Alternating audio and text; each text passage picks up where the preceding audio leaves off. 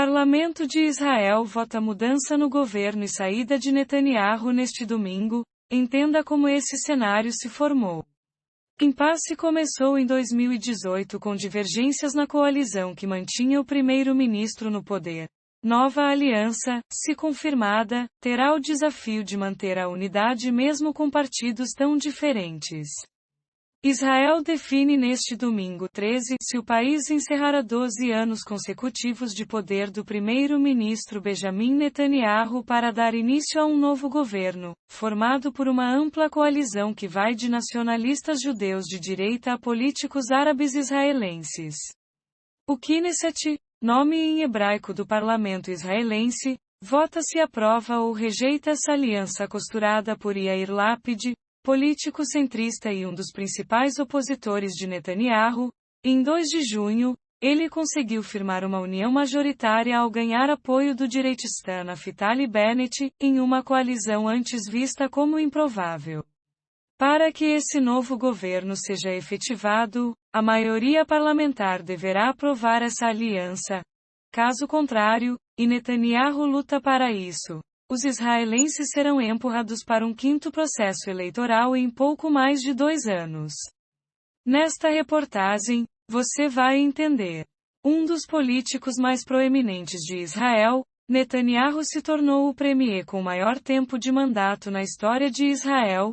Ele governou o país entre 1996 e 1999 e, 10 anos depois, retornou ao poder, de onde não mais saiu. Netanyahu se sustentava graças aos posicionamentos nacionalistas que agradavam diversas áreas do centro à direita em Israel. Tanto militaristas seculares quanto judeus ortodoxos compunham a base do primeiro-ministro, que tinha apoio principalmente pela defesa do Estado judaico e das ocupações israelenses nos territórios palestinos. Também tinha apoio ao endurecer os ataques contra a facção Hamas, que comanda a faixa de Gaza. O político da direita militarista representa principalmente a população israelense com raízes na antiga União Soviética, de onde milhares de judeus emigraram. A trégua firmada em 2018 com os palestinos e o embate com a ala religiosa sobre o serviço militar obrigatório foram o estopim para a saída de Lieberman do governo, o que erodou a coalizão que sustentava Netanyahu no poder. De centro-direita, Gantz se converteu no maior opositor de Netanyahu nas eleições ocorridas entre 2019 e 2020. No entanto, nenhum dos dois conseguia formar uma maioria parlamentar para iniciar um novo governo. Após 3 votações em menos de um ano, o líder do Azul e Branco concordou em se aliar a Netanyahu como solução temporária durante a pandemia do coronavírus. A aliança, porém, logo se desfez, empurrando Israel para um novo pleito em 2021 e minando a popularidade de Gantz entre os opositores do atual premier.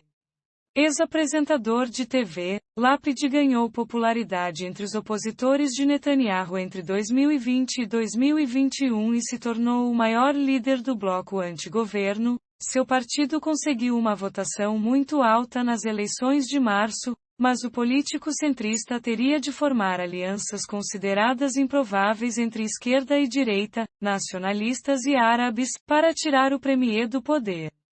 O magnata chegou a fazer parte do gabinete de Netanyahu no passado e se considera até mais à direita do que o primeiro-ministro e ex-aliado. Na liderança do Yamina, Bennett mostrou força nas eleições de 2021 e se tornou fiel da balança para que a oposição conseguisse formar a maioria.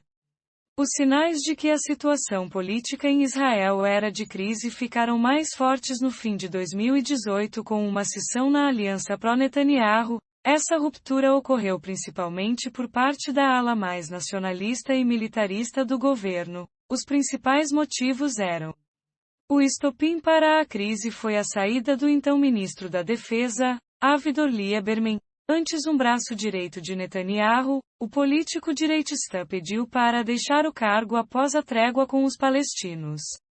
Assim, em dezembro de 2018, a coalizão governista foi formalmente desfeita e o governo teve de convocar novas eleições. Elas ocorreriam normalmente em novembro do ano seguinte, mas a decisão de dissolver o parlamento antecipou essa votação para abril de 2019. Os israelenses foram às urnas em 4 ocasiões em menos de um ano. As eleições mostraram o tamanho da fragmentação política em Israel.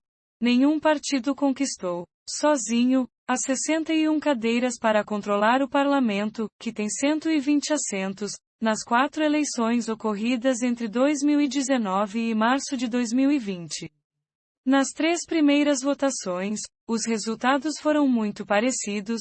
O Likud de Netanyahu e o azul e branco de Benny Gantz ficaram empatados ou com pouquíssima diferença no número de assentos conquistados. O presidente de Israel, Reuven Rivlin, que tem o papel cerimonial de dar ao líder do partido mais bem-sucedido na eleição a tarefa de montar uma coalizão governista, convocou Netanyahu para formar alianças, porém, o primeiro-ministro não conseguiu fechar acordos e perdeu prazos, levando a novas eleições. O problema para o premier é que, sem o ex-ministro da Defesa Avigdor Lieberman, Netanyahu não conseguia conquistar apoio dos 61 parlamentares necessários para uma maioria. Ao mesmo tempo, Lieberman, de linha nacionalista de direita, não demonstrava apoio a Gantz nem a outros partidos para formar uma coalizão contra o governo. Com isso, o parlamento se via obrigado a convocar novas eleições. O impasse pareceu ter fim em março de 2020, quando Gantz e Netanyahu concordaram em unir forças para enfrentar a pandemia do coronavírus e não perpetuar o impasse político em Israel. A intenção era que os dois se revezassem no cargo de primeiro-ministro, começando por Netanyahu. Mas a ampla aliança não vingou, e Gantz rompeu a coalizão. Entre as razões apontadas pelo rival de Netanyahu estão: mais uma vez sem governo, o parlamento israelense marcou novas eleições para março de 2021. A fragmentação se repetiu, mas o polo anti-Netanyahu viu outros nomes tomarem a frente das negociações entre opositores, o centrista Yair Lapid e o nacionalista Naftali Bennett. Assim como nas outras 3 vezes, Netanyahu foi convocado para formar uma maioria com outros partidos. E, novamente, não conseguiu. Assim, o presidente Rivlin chamou Lapid, segundo colocado, para tentar uma aliança. De início, Naftali Bennett se recusou a apoiar Lapid, embora não tenha chegado a declarar apoio ao ex-aliado Netanyahu. O direitista não via com bons olhos a formação de um governo com lideranças mais ao centro e grupos árabes israelenses. Assuntos como a escolha de juízes eram um enorme entrave para os políticos. Tudo se encaminhava para uma 5ª eleição, porém, a poucos dias do fim do prazo, Lapid e Bennett anunciaram uma improvável aliança. Uma foto em que os dois líderes e o principal representante de um dos partidos árabes assinam um acordo se tornou o símbolo dessa frente ampla contra Netanyahu. Assim, o presidente Rivlin formalizou o anúncio dessa coalizão.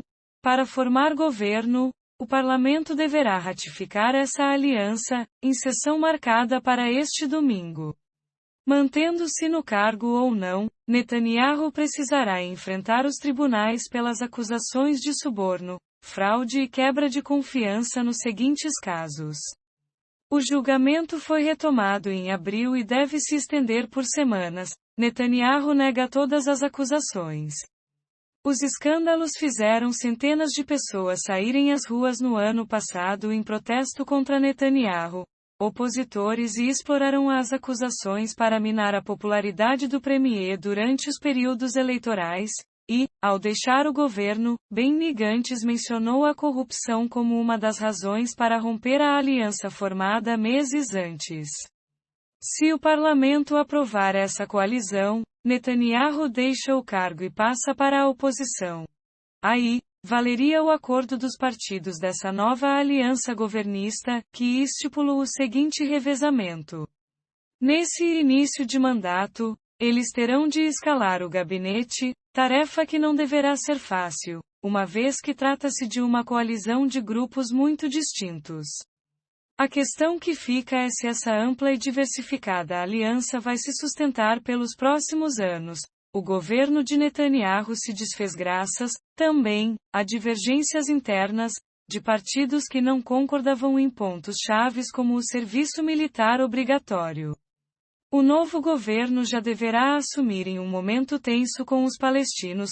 Confrontos em maio deixaram dezenas de mortos, e enquanto Bennett se opõe a tréguas com o Hamas e não vê com bons olhos a ideia da formação de um Estado palestino, outros componentes da coalizão adotam postura mais pós-Palestina.